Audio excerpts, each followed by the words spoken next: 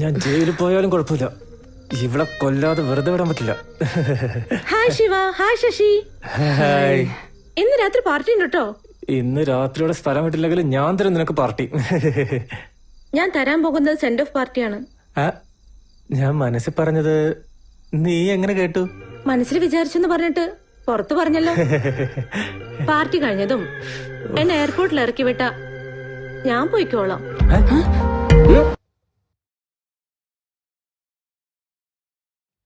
ഏയ്,